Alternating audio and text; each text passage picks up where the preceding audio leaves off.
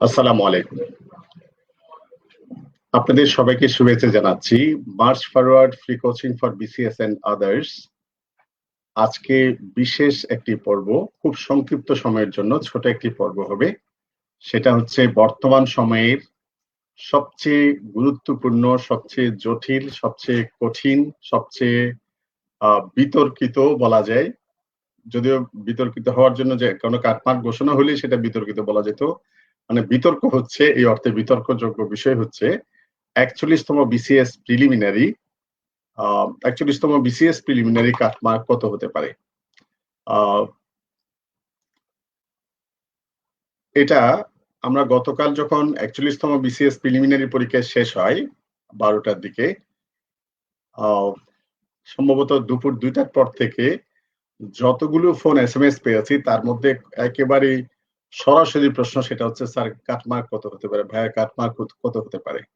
তো আসলে এটা নিয়ে আমাদেরকেও গতকাল আমরা এটা নিয়ে একটা ধারণা দিতে চেয়েছিলাম গতকাল রাত ১০টা ১০:৩০টার দিকে। পরবর্তীতে আমরা একটু আরো ভালোভাবে এনালাইসিস করার জন্য, আরো ভালো বিষয়গুলো জানানোর জন্য, যাতে মার্চ ফরওয়ার্ড থেকে আমরা আপনাদেরকে তথ্যটা দিচ্ছি। সুতরাং আমরা নিজেদের ভালো করে বোঝার জন্য আমরা সময়টা নিয়েছি আসলে। আমরা গতকাল না নিয়ে এটি আজকে নিচ্ছি। তো এর মধ্যে সম্ভবত আপনারা যারা পরীক্ষা দিয়েছেন অনেকেই একটা ধারণা করছেন বা অনেকের কাছ থেকে বিভিন্ন ধরনের বিভিন্নতা পেয়ে আসছেন এই সম্পর্কিত বিষয়ে কাটমার্কটা কত হতে পারে। তো আপনাদের কি মনে হয়? আমি আপনাদেরকে স্পেসিফিক কাটমার্ক কত হতে পারে এই বিষয়ে আমার বা আমাদের সম্ভাব্য একটা চিন্তা প্রকাশ করার জন্যই অল্প সময়ের জন্য এই প্রোগ্রামটিতে এসেছি। আমি আপনাদের কাছ থেকে একটু শুনতে চাই। আমাদের বন্ধুরা যারা শুনছেন, প্লিজ এটা শেয়ার করুন। এটা শেয়ার করলে একটু সুবিধা হবে কি? আপনি এটা করেন। করার পর কয়েকদিন মানে ২ মাস সময় নিয়েছেন। পাবলিক সার্ভিস কমিশনের চেয়ারম্যান মহোদয় বলেছেন ২ মাসের মধ্যে বিসিএস প্রিলিমিনারি রেজাল্ট হতে পারে। এটা একটা ভালো দিক। উনি আমাদেরকে একটা সম্ভাব্য সময় বেঁধে দিয়েছেন যাতে এর মধ্যে আমরা অস্থির না হয়ে অপেক্ষা করতে পারি এই সময়টা। তো যারা শুনছেন আমাদের বন্ধুরা, নিয়মিত বন্ধুরা, তাদেরকে বলবো একটু শেয়ার করবেন এবং কমেন্ট করবেন। যারা ৪১তম বিসিএস প্রিলিমিনারি পরীক্ষা দিয়েছেন তারা কেউ থাকলে তারা যেন শুনতে পারে। কারণ এটির মাধ্যমে কাটমার্ক সম্পর্কে একটা ধারণা দেওয়ার পাশাপাশি আমার সুনির্দিষ্ট ২-৩ টা মেসেজ আছে আপনাদের জন্য। সেই মেসেজগুলো যেন আপনারা সবাই পান। আর কাটমার্ক নিয়ে আমরা যে বক্তব্যগুলো দিব, যে চিন্তাটা প্রকাশ করব, এই ব্যাপারে যে সবাই একমত হব বিষয়টা কিন্তু সেরকম নয়। আমাদের ওয়ে অফ থিংকিং, আপনাদের ওয়ে অফ থিংকিং বা এক্সপেরিয়েন্স ভিন্ন হতে পারে। অন্যরা আমাদের সাথে একমত, দ্বিমত, বহুমত করতে পারে। আমাদেরটা নাকচও করতে পারে। সব সম্ভাবনাটা মাথায় রেখেই আমরা আজকে সম্ভাব্য কাটমার্ক সম্পর্কে একটি সংক্ষেপে ধারণা দিতে চাই। তো আপনাদের কি মনে হয়? ডাইনা দৃষ্টি দিয়েছেন ১০৫ প্লাস। এইরকম নামও বাংলাদেশে আছে। সুন্দর নাম। জালাল আহমেদ রুদ্র বলেছেন 90 প্লাস। সাকিব আহমেদ বলেছেন 95 to 100। হ্যাঁ, সিরাজুস সালেকিন বলেছেন ১০৫ থেকে ১১০। সিরাজুস সালেকিন তো দেখা যায় অনেক অনেক ভালো পরীক্ষা দিয়েছে, মাশাআল্লাহ। ১০২ কাটমার্ক হবে। অতলান্তিক ইমন একেবারে সরাসরি কোনো রাখঢাক রাখেন নাই। ১০২ সম্ভবত তার ১০২ কারেক্ট হয়েছে বা ১০২ নাম্বার সে পাবে, এমনও হতে পারে। হ্যাঁ, হ্যাঁ, হ্যাঁ, হ্যাঁ, হ্যাঁ। হ্যাঁ, হ্যাঁ, হ্যাঁ। একেকজন একেক ধরনের বলছেন। আমি আপনাদের নিজেদের সম্পর্কে, আপনারা নিজেরা কি মনে করেন? আপনাদের ধারণা কি? আপনারা পরীক্ষা দিয়েছেন, আপনাদের চারপাশ থেকে অনেকেই পরীক্ষা দিয়েছে। হ্যাঁ, ইবনাত অরণি বলছেন ১০৫, ইনসেপশন বলছে ইনসেপশন কি নাম? ৯৭ থেকে ১০৫, ১০০ প্লাস শারমিন বিথি। আর কেউ আছেন? No idea sir, Mary Sultana. Grihadaha, এখানেও তো শরৎচন্দ্র চলে আসছে দেখা যায়। গৃহদাহ ৯৫ থেকে ১০০। আর কারো কোনো আইডিয়া? খুব সংক্ষেপে আমি ১০ সেকেন্ডের মতো আপনাদেরকে সময় দিলাম। খুব দ্রুত আপনারা যারা আনসার করতে চাচ্ছেন একটু করতে পারেন। ১০ সেকেন্ড সময়। কত কাটমার্ক হতে পারে? আপনারা যে কাটমার্ক বলছেন সেটা হচ্ছে আমাদের বিবেচনার বিষয়ের মধ্যে সেটা থাকবে। নতুন করে যে সেটা ইনপুট হিসেবে আসবে তা নয়। সেটা হচ্ছে আমাদের হয়তো বুঝতে সুবিধা হবে। আপনাদের চিন্তা এবং আমাদের চিন্তার মধ্যে কোনো হ্যাঁ, হ্যাঁ। হ্যাঁ, হ্যাঁ। একজন বলছে তার 150 প্লাস থাকবে আটলান্টিক। 150 প্লাস যদি থাকে এটা তো খুবই ভালো হয়। সম্ভবত আমি এই ১ম শুনলাম 150 প্লাস কারো থাকবে। অ্যাডভান্স কংগ্রাচুলেশনস আপনার যদি তাই থাকে। অ্যারাউন্ড 100। হুম, হুম। রায়হান কবির ৯৫ থেকে ১০০। হুম। 110 প্লাস। আশিক, আমার নিজের ধারণা 20,000 নিলে 100ই যথেষ্ট। এটা লিখেছেন পদ্মাবতী নীলা। আলাউলে পদ্মাবতী নীলা, উনি বলছেন 100ই যথেষ্ট যদি 20,000 নাই, কন্ডিশনাল। তারটা হচ্ছে আবার কন্ডিশনাল। 110-এর কম নয়। রিজু বলেছেন দেখছি। দেখছি।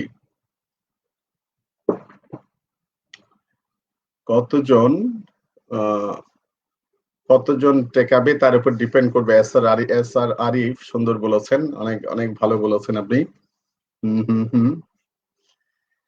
105 থেকে 110। আচ্ছা ঠিক আছে, কানিজ ফাতেমা। Okay fine. তাহলে আপনারাও লিখতে থাকুন, কোনো বিষয় থাকলে, জানা থাকলে বা কোনো বিষয়ে অভিমত দিতে চাইলে, আজকে শুধু আমি বলা না, আপনারাও চাইলে আপনারা বলতে পারবেন, আপনাদের সুযোগ আছে। আপনাদের অভিমত গুলো আমাদের চিন্তার ক্ষেত্রে আমাদের আরো ভাবতে সাহায্য সহযোগিতা করবে। তো মোটামুটি ভাবে আপনারা যেগুলো বলছেন সেগুলো দেখা যাচ্ছে একটা জায়গায় মোটামুটি গিয়ে দাঁড়াচ্ছে। এটাকে যদি আমরা মিন করি, একটা মধ্যম কেন্দ্র বলি, তাহলে সেক্ষেত্রে আমরা একটা সিদ্ধান্তে আসতে পারবো। কাটমার্ক সম্পর্কে আমি খুব সংক্ষেপে আপনাদেরকে একটু বলতে চাই। কাটমার্কটা আসলে কি? What is a cut mark? Cut mark হলো যেখানে মার্কস দেওয়া হয়। তো সাধারণত মার্কস কোথায় দেওয়া হয়? এটা বিভিন্ন ইন্ডেক্সে মার্কস ব্যবহার করা হতে পারে। বিশেষ করে আমরা যারা প্রতিযোগিতামূলক পরীক্ষা দিই বা বিভিন্ন পাবলিক এক্সামস গুলো দিই, সেখানে আমরা বলতে পারি যে কাটমার্ক হলো কোন একটা পরীক্ষায় কোন নাম্বারটি পাস মার্কের জন্য হিসেবে বিবেচিত হয়েছে। তো এই পাস মার্ক কিসের উপরে নির্ভরশীল? অর্থাৎ যে নাম্বারটার কারণে আপনি টিকে গেছেন সেটা হচ্ছে পাস মার্ক। যে নাম্বারটার একটু নিচে হওয়ার কারণে আপনি টিকেন নাই, সেটা আর পাস মার্ক হবে না। পাস মার্ক হচ্ছে কেউ 100 নম্বরের পরীক্ষা দিয়ে 50 কাট মার্ক হতে পারে, 70 কাট মার্ক হতে পারে, 40 কাট মার্ক হতে পারে, 33 কাট মার্ক হতে পারে, অনেকভাবে কাট মার্ক হতে পারে। বিসিএস পরীক্ষায় কাট মার্ক কিসের উপর নির্ভরশীল? বিসিএস পরীক্ষায় কাট মার্ক নির্ভরশীল হচ্ছে, ধরেন 41তম বিসিএস প্রিলিমিনারি পরীক্ষায় কথার কথা বাই দা বাই 20,000 স্টুডেন্ট, 20,000 প্রার্থীকে পাশ করানো হলো। 20,000 প্রার্থী প্রিলিমিনারি পাস করলো। তাহলে এই 20,000 প্রার্থী টেকানোর জন্য যেই নাম্বারটি কাটমার্ক, এটা হতে পারে 100, এটা হতে পারে 105, এটা হতে পারে 90, এটা হতে পারে 95, যেটাই হোক, আমরা কোনোটা এখনই বলছি না। যে নাম্বারটি 20,000 জন যদি টিকায়, 20,000 জন নেওয়ার জন্য যে নাম্বারটি দরকার, সেটাই হচ্ছে কাটমার্ক। এই কথাটাকে আমরা অন্যভাবেও বলতে পারি, যদি নির্দিষ্ট একটা নাম্বারকে ধরে পাবলিক সার্ভিস কমিশন সিদ্ধান্ত নিতে পারে, ঠিক এই নাম্বারে যদি আমরা অফ হয়ে যাই, তাহলে কতজন টিকলো। এই কতজন, এটা একটা স্ট্যান্ডার্ড ফরম্যাট আছে। এটা যে আন্দাজের উপরে একেবারে 30,000 হবে, 10,000 হবে, বিষয়টা সেটা নয়। সাধারণত একটা সিটের বিপরীতে 5 থেকে 10 জনকে পাস করানো হয় সাধারণত।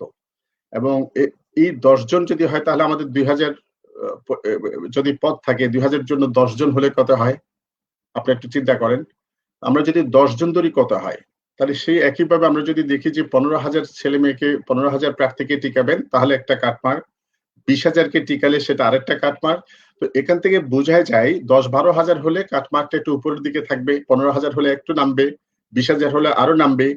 যদি 25,000 বা 30,000 ক্যান্ডিডেটকে পাস করানো হয়, তাহলে কাটমার্কটা আরো নিচের দিকে যাবে। এটা হচ্ছে কাটমার্ক সম্পর্কে একটা বেসিক বিষয়, মানে কাটমার্ক সম্পর্কে জাস্ট একটা বেসিক কনসেপ্ট। এখন আপনাদেরকে যেটা বলতে চাই সেটা হচ্ছে,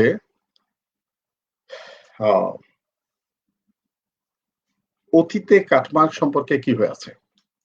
আমাদের দশম থেকে 34তম বিসিএস প্রিলিমিনারি পর্যন্ত বিসিএস পরীক্ষাগুলো হতো 100 নম্বরের, কিন্তু 35 থেকে এখন বিসিএস প্রিলিমিনারি পরীক্ষাগুলো হচ্ছে, প্রতিটাই প্রিলিমিনারি পরীক্ষা হচ্ছে 200 নম্বরের।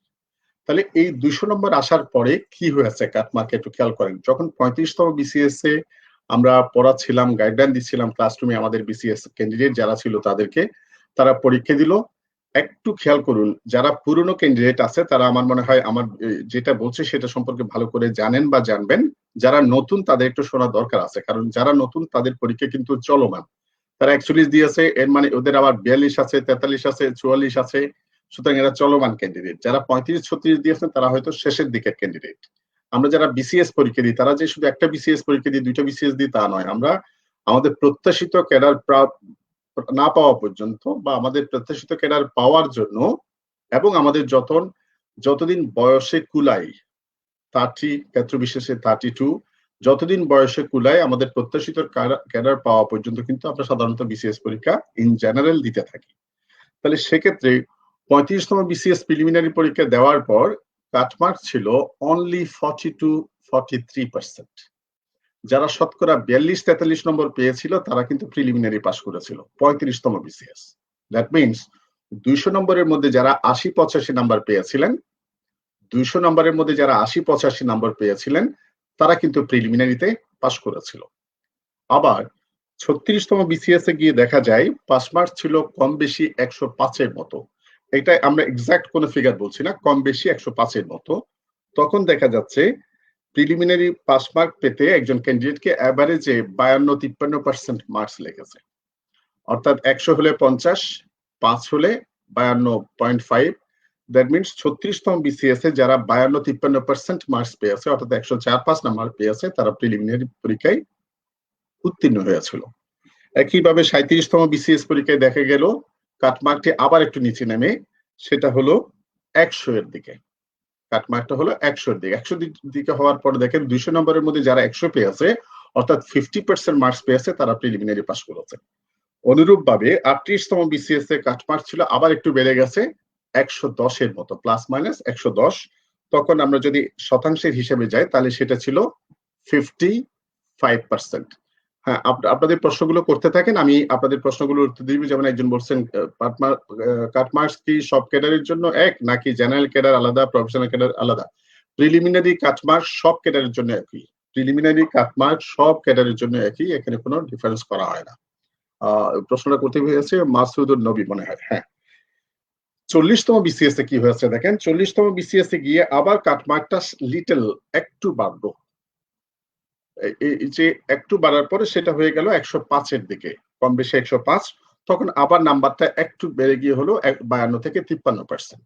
তাহলে একটু যদি আমরা খেয়াল করি 35, 36, 37, 38, 40 এর আগের 5টা বিসিএস প্রিলিমিনারি পরীক্ষার কাটমার্ক যদি আমরা হিসাব করি অন এন এভারেজ কাটমার্কটা ছিল 50 থেকে 55% মধ্যে। অর্থাৎ কেউ যদি 200 নম্বরের মধ্যে 100 নম্বর পায় অথবা 110 নম্বর পেয়ে থাকে এর মধ্যে কিন্তু কাটমার্কটা সীমাবদ্ধ ছিল। এটা আপনাদেরকে বললাম এই জন্য আমরা যখন কোনো একটা বিষয়কে এজিউম করি, কোন একটা বিষয় সম্পর্কে আমরা যখন হাইপোথেসিস করি তখন আমাদের এই হাইপোথেসিসের ভিত্তি হচ্ছে পূর্ব অভিজ্ঞতা, প্রিভিয়াস এক্সপেরিয়েন্স আমাদের কি ছিল সেটা আমাদেরকে ভবিষ্যতের পথ দেখাতে সহযোগিতা করে। তাহলে 35 বিসিএস থেকে 40তম বিসিএস প্রিলিমিনারি পর্যন্ত প্রতিটি 200 নম্বরের জেনারেল বিসিএস পরীক্ষায় আমরা দেখেছি নম্বরের এভারেজটা 50 থেকে 55 এর মধ্যে ওঠানামা করেছে। তার এক কথায় বলা যায় এবারের নম্বরটা তেমন হতে পারে, আরো স্পেসিফিক কিছু কথা আছে আপনাদের জন্য, সেটা শোনার আগে আপনাদেরকে আর দুই একটা তথ্য দিই। অতীতে কি হলো, এবার কি হতে পারে কাটমার্ক সেটা আপনাকে বলতে যাচ্ছি। এটার আগে একটু বিষয় আছে, সেটা হচ্ছে কাটমার্কে কি এসে যায়। কাটমার্ক এটা কারোর জন্য কাটমার্কে সে কাটমার্ক পাওয়ার পর সে প্রিলি পাস করবে, কেউ কাটমার্কটা আসার পরে সে প্রিলিতে ফেল করবে। এটাতে কি এসে যায় একটু খেয়াল করেন। হ্যাঁ আসে হচ্ছে যারা প্রিলি পাস করবে তারা পাসের জন্য রিটেনের জন্য অ্যাটেম্পট নেবে, লিখিত বা পরবর্তী ধাপের জন্য অগ্রসর হবে। যারা ফেল করবেন তারা কি করবেন, যাদের বয়স শেষ তাদের বিসিএস এর মেয়াদ শেষ, আর যাদের বয়স শেষ হয়নি, ম্যাক্সিমামেরই বয়স শেষ হয়নি, তারা পরবর্তী বিসিএস এর জন্য আগাবেন। সুতরাং পাস ফেলের জন্য 41তম বিসিএস এ সেটা হয়তো কিছু ডিপেন্ডস করে, সেটা হচ্ছে উঠানামা হয়, আমি ফরওয়ার্ডে যাব নাকি আবার নতুন করে শুরু করব। কিন্তু যেহেতু যাদের আমাদের বিসিএস একটি চলমান প্রক্রিয়া তাদের জন্য এই কাটমার্কটা একটা ভিন্ন প্রেক্ষাপটে আমাদের জীবনে আসে। এখন আমি আপনাদেরকে আরেকটা বিষয়ের প্রতি উল্লেখ করতে চাই। আপনারা যারা এই আলোচনাটা শুনছেন একটু খেয়াল করুন তো, গতকাল দুপুর 12টায় যখন পরীক্ষাটা শেষ হলো, পরীক্ষার হল থেকে বের হয়ে আছেন কত ঘন্টা হলো, 24 ঘন্টা 36 ঘন্টা যেটাই হয়েছে। প্রতি ঘন্টার পরে কাটমার্কটার হিসাবটা একজন আপনি অথবা আপনার বন্ধু যত নাম্বার পাবেন ভেবেছিলেন 12টার দিকে, এই ১২টা থেকে আজকের দিনের ১২টা আসতে পর্যন্ত এটা কি উঠেছে না নেমেছে? আজকে ১২টার পরে এটা কি আরেকটু উঠেছে না আরো বেশি নেমেছে? আপনি যদি এভারেজ ট্রেন্ডটা দেখেন তাহলে দেখবেন সবার ক্ষেত্রেই এটা কম বেশি নেমেছে। তো এই যে নামা, এই নামা কিন্তু আপনার জন্য একটা আ অ এটা কি বলে? এই নামাটা হচ্ছে একটা তাৎপর্যপূর্ণ একটা ইঙ্গিত দেয়। সেই ইঙ্গিতটা কি? আমরা যতই প্রশ্নগুলো নিয়ে এনালাইসিস করি, আমাদের আমরা প্রশ্ন সম্পর্কে আরো ধারণা পাই। খুব কম ক্ষেত্রে হয় আমাদের একটু, একটু করে খুব স্লো কচ্ছপ গতিতে নাম্বার বাড়ে। বেশিরভাগ ক্ষেত্রে আমাদের নাম্বারটা একটু ডাউন এর দিকে যায়। এটার কারণ হচ্ছে আমরা অনেকে প্রায়শই বিশেষ করে নতুন ক্যান্ডিডেটদের ক্ষেত্রে যেটা ঘটে, আমরা নিজের কোনো ভুল যদি দেখতে পাই, আমরা আস্তে, আস্তে প্রশ্নটা বাজ করে রেখে দিয়ে প্রশ্নটা নিয়ে আর এনালাইসিস করতে যাই না। কিন্তু যারা পুরনো ক্যান্ডিডেট, যারা অভিজ্ঞ ক্যান্ডিডেট, যারা বিসিএস এর ট্র্যাকে অনেকদিন ধরে চেষ্টা করছে, জীবনের খুব গুরুত্বপূর্ণ, যৌবনের খুব গুরুত্বপূর্ণ সময়টা অতিক্রম করছেন, ওরা প্রতিটা প্রশ্ন নিয়ে পাই করে হিসাব করে কোথাও একটা নাম্বার বাড়ছে কিনা, কোথাও কোনো নাম্বার কমে যাচ্ছে কিনা। একটা হচ্ছে আশা, আরেকটা হচ্ছে আশঙ্কা। একটা হচ্ছে আশঙ্কা, আরেকটা হচ্ছে আশা। এই ফর্মুলাতে ওরা কিন্তু প্রশ্নটা নিয়ে রেগুলার থরলি তারা একটা এনালাইসিস করে। তারই ফল আপনারা যারা ফেসবুকে বা সামাজিক যোগাযোগ মাধ্যমে আছেন এরা জানেন গত এই যে প্রায় ৩০-৩৬ ঘন্টায় হাজার মতামত এসেছে। কারণ লক্ষ ক্যান্ডিডেটস। এই এই হাজার মতামত বা লক্ষ ক্যান্ডিডেটস আ এর মধ্যে থেকে আপনার এভারেজ ট্রেন্ডটা হচ্ছে সকলের নাম্বারটা কমেছে। আপনারা অনেকে কমেন্টে লিখে দিচ্ছেন সবার ক্ষেত্রেই কমেছে। ঘটনাটা আসলে কিন্তু অনেকটা সত্য। না কমার কোনো উপায়ই নেই। কমেছে হিসাব করতে হবে আবেগ ছেড়ে। স্যার আরিফ একটা কথা বলেছেন, হিসাব করতে হবে আবেগ ছেড়ে। এখন কথা হচ্ছে আপনি আবেগ ছেড়ে কয়জনে হিসাব করেছেন?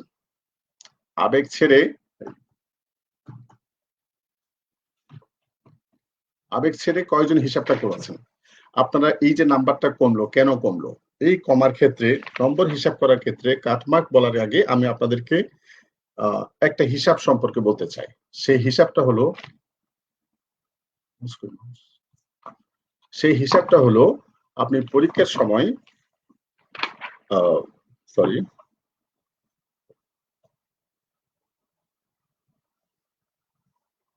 হ্যাঁ, এখন আমরা একটু আসতে চাই। আমাদের কাটমার্কটা আমরা আসলে হিসাব করব কিভাবে? কাটমার্ক হিসাবের একটা রেশনাল ওয়ে আছে। একটা যৌক্তিক পদ্ধতি আছে।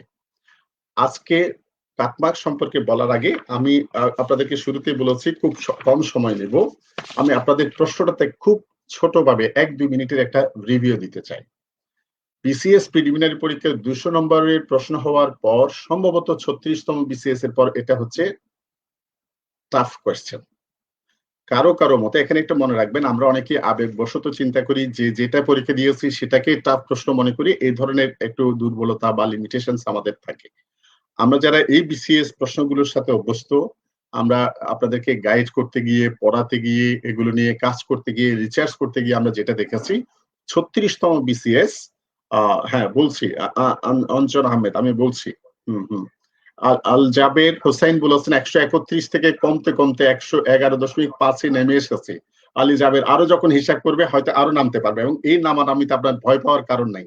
কারণ এটা আমি যত নামবেন তত আপনি আপনার সম্পর্কে আপনাকে এনালাইসিস করতে, অ্যাসেসমেন্ট করতে আপনার সুবিধা হবে এবং সেই অ্যাসেসমেন্ট হবে আপনার শুদ্ধ অ্যাসেসমেন্ট। এই জায়গায় আমি আপনাদেরকে একটু বলব, এই প্রশ্নটার একটু ছোট এনালাইসিস আমরা করি। এই যে কেন বললাম কঠিন প্রশ্ন? বাংলাদেশ অ্যাফেয়ার্স এ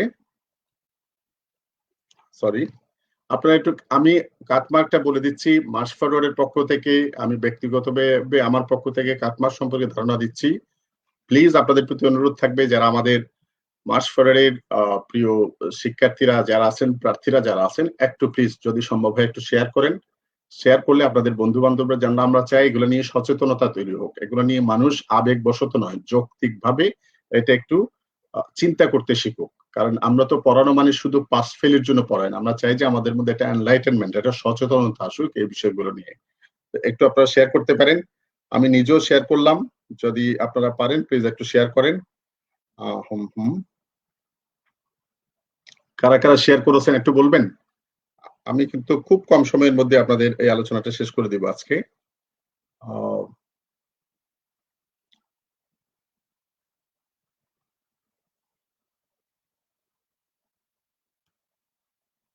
হুম।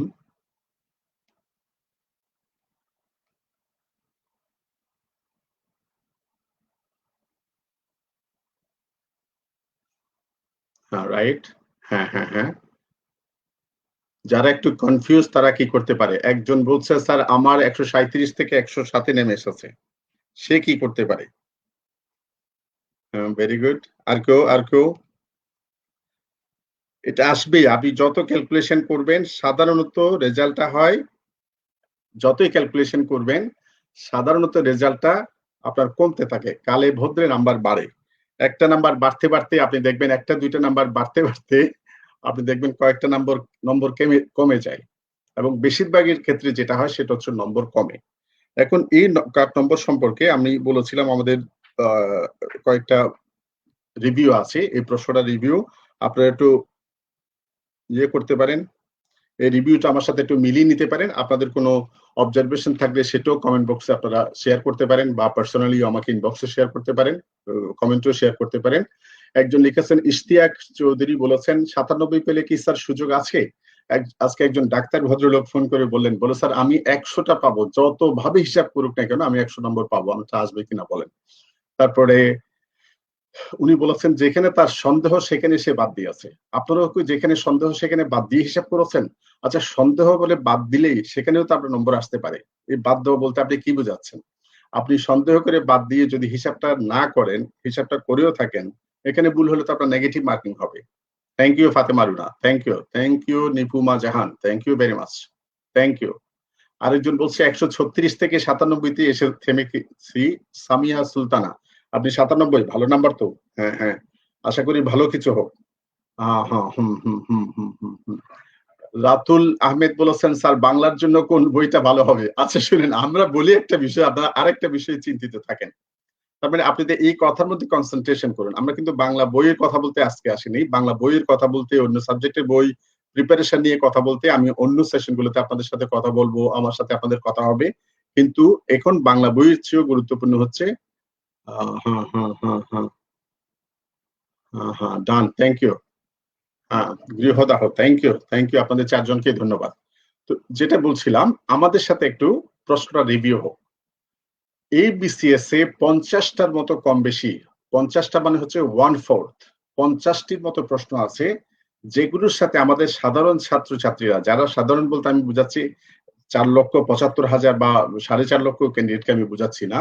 যারা সিরিয়াস ক্যান্ডিডেট তাদের মধ্যেও যারা সিরিয়াস, যারা সিনসিয়ার, যারা এটা নিয়ে ভালো পড়ালেখা করে সময় দেয়, একাধিকবার বিসিএস পরীক্ষা দিচ্ছে, বিভিন্ন কোচিং সেন্টারের সাথে সম্পর্কিত মার্চ ফরওয়ার্ড হোক বা অন্যান্য প্ল্যাটফর্ম গুলো আমাদের সহযোগী প্রতিযোগী প্ল্যাটফর্ম গুলো হোক, সেখানে কোচিং করেন। এদেরকে আমরা সাধারণত অপেক্ষাকৃত সিরিয়াস সিনসিয়ার ক্যান্ডিডেট মনে করি যারা রেগুলার। এদেরও একটা বড় অংশের কাছে ৫০ টি প্রশ্ন একেবারেই নতুন বলে মনে হয়েছে। হয়তো প্রশ্নটা সম্পর্কে ওরা শুনেছে। হয়তো ওরা রবীন্দ্রনাথের সম্পর্কে তো আমরা চিনি। কাজী নজরুল ইসলামের বই নিষিদ্ধ হয়ে আছে এগুলো তো আমরা জানি। তো ৮ নং থিয়েটার রোড আমাদের আ মুজিবনগর সরকারের ক্যাপিটাল ছিল এটা আমরা জানি। এই যে আমরা লেডি চ্যাটার্লিস আ কি? লাভার এই নামগুলো আমরা শুনেছি। রেইনবো আমরা শুনেছি। কিন্তু প্রশ্নগুলো যেভাবে এসেছে এই ফরমেটের সাথে আমরা কিন্তু অনেকেই খুব একটা ভালোভাবে পরিচিত নই। আপনাদের মনে থাকতে পারে যারা মার্চ ফরওয়ার্ডে বুলেটিনটা সংগ্রহ করেছিলেন, বুলেটিন আমরা যেটা ১৫ দিন পড়ার জন্য তৈরি করেছিলাম। বারবার আমরা সতর্ক করার, সচেতন করার চেষ্টা করেছি ফ্রম আওয়ার এক্সপেরিয়েন্স। আমি এটা অন্যভাবে নিবেন না। আমি বিনয়ের সাথে বলছি আমি গত ১৫ টি বছর আমি নিজে 27 বিসিএস পরীক্ষা দিয়েছিলাম, সেখানে উত্তীর্ণ হয়েছিলাম। সেই তখন থেকে শুরু করে এখন পর্যন্ত ৬ সাল থেকে এখন ২০ এই ১৪-১৫ টি বছর নিরবচ্ছিন্নভাবে কিন্তু বিসিএস পরীক্ষা যারা দিচ্ছেন তাদের সাথে কাজ করছি। এই প্রশ্নগুলো নিয়ে পরীক্ষা ম্যানেজমেন্ট বিভিন্ন বড় কোচিং সেন্টারে টপ ম্যানেজমেন্টে ছিলাম। সবগুলো মিলিয়ে আমার যে অভিজ্ঞতা সেখান থেকে আমি যেটা খেয়াল করলাম, সেই অভিজ্ঞতাগুলোর কিছু গাইডলাইন আমি দেওয়ার চেষ্টা করেছি মার্চ ফরওয়ার্ড এর বুলেটিনে। সেই বুলেটিনে যারা পড়েছেন তারা জানেন আমরা কিছু গাইডলাইন ১, গাইডলাইন ২ একটা সাবজেক্টিভ টেস্ট পড়ার পর সেখানে কিভাবে ফার্দার স্টাডি করতে হবে। এটা থেকে আরো কিভাবে আপনি এলাবোরেটলি জানতে পারবেন। গাইডলাইন ২, গাইডলাইন ৩ এটা দিয়েছি। বিসিএস এর প্রশ্নের পাশাপাশি অন্যান্য ফরমেটের যে প্রশ্ন হয়, পাবলিক সার্ভিস কমিশন ছাড়াও অন্যান্য যে নিয়োগ কর্তৃপক্ষগুলো আছে, তাদের প্রশ্ন প্যাটার্ন গুলো কিভাবে হয়, সেগুলো সম্পর্কে ভাবার। কারণ আমাদের একটাই উদ্দেশ্য ছিল, প্রশ্ন পাওয়ার পর আমাদের কোন প্রার্থী যেন নার্ভাস না হয়, কনফিউজড না হয়। এগুলো হচ্ছে যারা আসলে এগুলো নিয়ে অনেক বেশি সিরিয়াস শ্রম দিয়েছেন তারা কিন্তু দেখবেন এই খারাপ পরীক্ষার মধ্যেও অনেক মানে এটা কি বলবো অপ্রস্তুত অবস্থার মধ্যেও কিছুটা তারা ভালো কাজ করে এসেছেন। আমরা বারবার একটা জিনিসের প্রতি জোর দিয়েছি সেটা হচ্ছে দাগানোর ব্যাপারে। আপনাদের মনে থাকতে পারে বিসিএস প্রিলিমিনারি পরীক্ষার আগের দিন আপনারা দাগাবেন এই কথা বলা এটা অনেক কঠিন একটা কাজ। কারণ পরীক্ষার প্রশ্ন কেমন হচ্ছে আমরা জানি না। কারণ এখানেও দেখেন আপনারা যারা একটু বেশি দাগিয়েছেন স্টিল আমরা খুব দৃঢ়তার সাথে বিশ্বাস করি যে যারা বেশি দাগিয়েছেন তাদের সম্ভাবনাটা কম্পারেটিভলি বেটার। এখন আপনি বলতে পারেন স্যার অনেক দাগিয়েছে অনেক ভুল। তো অনেক দাগিয়েছেন অনেক ভুল সেখানেও তো আমরা কথা বলেছি এটা কমন সেন্স দিয়ে ইউজ করতে হবে যেটা আপনি পারেনই না।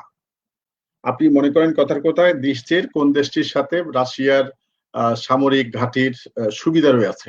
আপনি যদি জানা থাকে আপনি আনসারটা করবেন। ভিয়েতনাম দিলেও আপনার মনে হচ্ছে হচ্ছে, কিউবা দিলেও মনে হচ্ছে হচ্ছে, আপনার কি বলে আরেকটা কি দেশ আছে এটা দিলেও মনে হচ্ছে আপনার হচ্ছে, উজবেকিস্তান মনে হলো আপনার হচ্ছে। এই সব মনে হচ্ছে হচ্ছে এটাও তো একটা দুর্বলতার লক্ষণ। আপনাকে কিছু জিনিস আছে যেটা আপনি পারেনই না সেটা আপনাকে অ্যাভয়েড করে যেতে হবে। যেমন ইংরেজি কোটেশন, দু একটা কোটেশন আসছে যেগুলো অনেক বেশি কঠিন। নৈতিকতা, মূল্যবোধ, সুশাসনের প্রশ্নটা আমার দেখা এই সবগুলো প্রশ্নের মধ্যে আমার কাছে ব্যক্তিগতভাবে মনে হচ্ছে খুব একটা টাফ কোয়েশ্চেন। তো সেখানে একজন বলল যে নৈতিকতাতে সে ৮টা দাগিয়ে আসছে। তো ৮টা দেখানো তো কাজের কথা না। এখানে ৪-৫টা আছে দাগানোর মতো। আর ২-১টা আপনি চিন্তা ভাবনা করে দেখাতে পারেন। কিন্তু আপনি যদি র‍্যান্ডমলি না জেনে দাগান সেখানে তো ভুল হওয়ার পসিবিলিটি আপনার থাকবে। হ্যাঁ, নৈতিকতার উত্তর এমডি জাকির হোসাইন। নৈতিকতার উত্তরগুলো সম্পর্কে আমি একটু বলবো। আমি কাটমার্ক সম্পর্কে বলার আগে স্পেসিফিক ১০টা প্রশ্ন আ কেন আমার কাটমার্কটা যেটা বলবো সেটা কেন সেটা আপনার ডিফেন্ড করার জন্য কয়েকটি কারণ বলতে চাই। এই যে বিসিএস প্রিলিমিনারি পরীক্ষা হয়ে গেল ৩৬ ঘন্টা। ফেসবুক আমাদের কাছে বিশাল একটি জ্ঞান ভান্ডার। গুগল আমাদের কাছে জ্ঞান ভান্ডার। উইকিপিডিয়া আমাদের কাছে জ্ঞান ভান্ডার। অনেক, অনেক বড় ভাই, অগ্রজরা অ অ আমাদের বড় বোনেরা আমাদের জ্ঞান ভান্ডার। এত কিছুর পরেও আপনি খেয়াল করবেন আ আমরা খুবই, খুবই আ বা আমরা ১০ থেকে ১২ টা প্রশ্নের সঠিক উত্তরটা কি হবে এখনো আমরা কিন্তু সিদ্ধান্তে আসতে পারিনি। এই যে সিদ্ধান্তে আসতে না পারার কারণটা কি? তার মানে হচ্ছে আমাদের যে সোর্স গুলো আছে সেই সোর্স গুলো একেকজনের সোর্স একেক রকম। একেকজনের আন্ডারস্ট্যান্ডিং একেক রকম। আমাদের কেউ হচ্ছে আমারটা যদি কেউ দেয় সেটা সঠিক। আমারটার সাথে বৈপরীত্যমূলক কোনো উত্তর যদি কেউ দেয় সেটা সঠিক না। এই ধরনের একটা চিন্তা ভাবনা আমাদের মধ্যে কাজ করে। আমরা একটা প্রশ্ন দিয়েছি। আমরা কালকে সলভ করার সময় বলেছিলাম ৫-৭ টা উত্তর এদিক সেদিক হতে পারে। যদি ভুল হয় বা আমরা যদি দেখি যে ফার্দার ডিসকাশন বা আরো রিসার্চ এর ফলে আমরা নতুন কোনো উত্তর পাচ্ছি, অন্য কোনো ভিন্ন অপশন যদি আমরা পাচ্ছি এটা যদি মনে হয় তাহলে সেক্ষেত্রে আমরা আপনাদেরকে জানিয়ে দেব। কিছু প্রশ্ন আছে যেমন আপনি দেখবেন বিভিন্ন জায়গায় ফেসবুকে আমরা দেখেছি ইংরেজিতে ২ টা প্রশ্ন এসেছে। আমাদের শাহান স্যার আপনাদেরকে গতকাল খুব ভালোভাবে ক্লিয়ার করেছেন। কোনো প্রবলেম শোনা যাচ্ছে? শোনা যাচ্ছে কিনা? হ্যাঁ, একটু টেকনিক্যাল প্লিজ।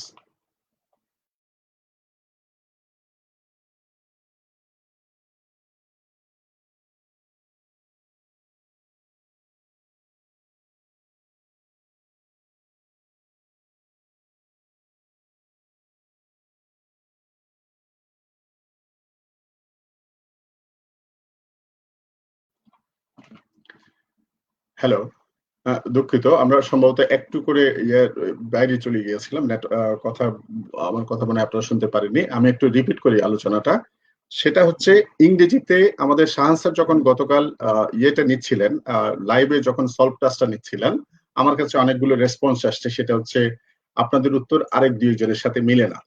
আসলে একটু খেয়াল করেন, আমি যে উত্তরটা দিলাম সেটা কারো সাথে মিলেছে কি মিলেনি সেটা আপনি দেখবেন না। আপনি দেখবেন আমাদের যে এক্সপ্লেনেশন টা সেটা ঠিক আছে কিনা। এখন কেউ বলেছে টার্স এর অপোজিট মিনিং হচ্ছে এক্সপ্রেসিভ হবে, কেউ কোথাও, কোথাও ডেসক্রিপটিভ দেওয়া হয়েছে। তাদের সকলের প্রতি আমাদের সম্মান আছে। তাদের একটা ডিফারেন্ট আন্ডারস্ট্যান্ডিং তাদের থাকতে পারে। কিন্তু আমাদের পক্ষ থেকে আমাদের ইংলিশের সিনিয়র ফ্যাকাল্টি শাহান স্যার খুব স্পষ্টভাবে উনি বলেছেন যে এটা ডিটেইলড হবে। কেন ডিটেইলড হবে সেটা ডিটেইলস ব্যাখ্যা কিন্তু উনি দিয়েছেন। দেওয়ার পর আপনি দেখবেন এবং উনি দেখবেন ক্ষেত্র বিশেষে আপনাদেরকে সোর্স গুলো বলে দিয়েছেন, রেফারেন্স বলে দিয়েছেন। এটাই তো আপনার জন্য দরকার।